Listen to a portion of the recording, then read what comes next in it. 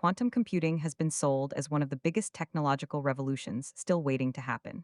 The commercial results haven't come close to the expectations, and yet the industry sounds more confident now, not less. So, why are the headlines getting brighter while useful commercial advantage remains unproven?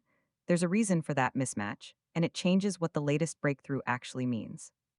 In July, IBM and the University of Chicago reported a new quantum advantage using a logical quantum processor. 70 logical qubits performing a hard sampling experiment that could also be checked. Quantum advantage means a quantum machine completed a computation that leading classical methods could not. Match under the stated test. That's important. It is not the same thing as solving a useful customer problem. A machine can win a carefully constructed race without carrying anything anyone needs. This experiment sampled a specially designed circuit. It improved verification and error suppression, but neither the paper nor IBM presented it as a deployed commercial application. This distinction matters because earlier advantage claims often triggered a second race. Classical researchers found faster ways to reproduce or challenge the result. The quantum experiment did not become worthless when that happened. It gave classical teams a concrete target and sometimes helped expose better algorithms. Philosopher Amit Hager recently argued that nearly every flagship and ISQ claim was closed classically within 18 months. That summary is disputed. Computer scientist Scott Aronson says deep sampling experiments remain genuinely hard and points to scientific candidates that may survive classical attack. So the careful conclusion isn't that every quantum result collapsed. It's that benchmark victory, scientific value, and commercial value are three separate finish lines. Crossing the first one doesn't move the ribbon on the third.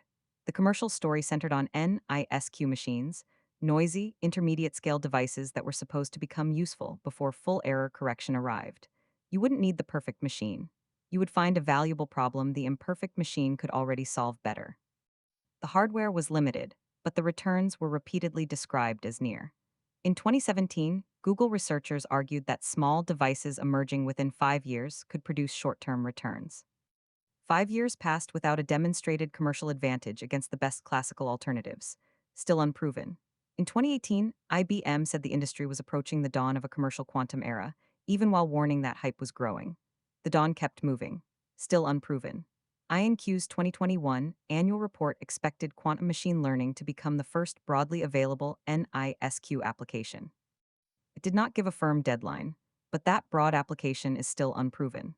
Then Kipu Quantum set an 18 to 36-month target for industrial NISQ advantage in August 2023. Kipu later declared selected commercial advantages, but its own 2026 benchmark says enhanced classical methods and an 8 GPU solver reached or surpassed the hybrid quantum result, not against the strongest tested classical methods.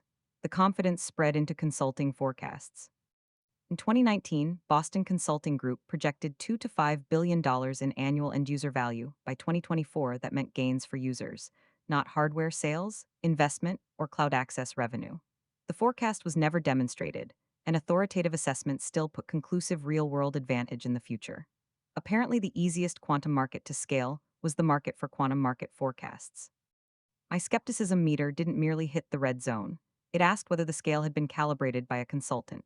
Still, dismissing the whole field would be just as careless. Aronson argues that quantum supremacy did not fail, and Perskill describes a credible path beyond today's noisy devices. Hard sampling, scientific observables, logical qubits, and error suppression are real progress. They test control, verification, and scaling techniques future systems may need. The argument is over what that progress proves today. So what produced the mismatch? Qualified research possibilities became firmer corporate promises, then clean market forecasts. A result that might become useful turned into a product category that sounded almost ready. Meanwhile, every classical improvement changed the comparison, and noise kept useful circuits shallow under defined conditions. As the near-term payoff stayed out of reach, public roadmaps shifted toward error correction, logical qubits, and fault-tolerant machines. No conspiracy is required. Possibility simply hardened into certainty faster than the technology did. Quantum computers may still become useful.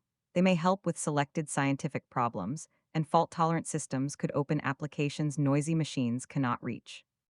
BM and IonQ now publish goals built around logical qubits and fault tolerance, but a roadmap is evidence of direction, not a rival. Those are conditional futures, not delivered business outcomes.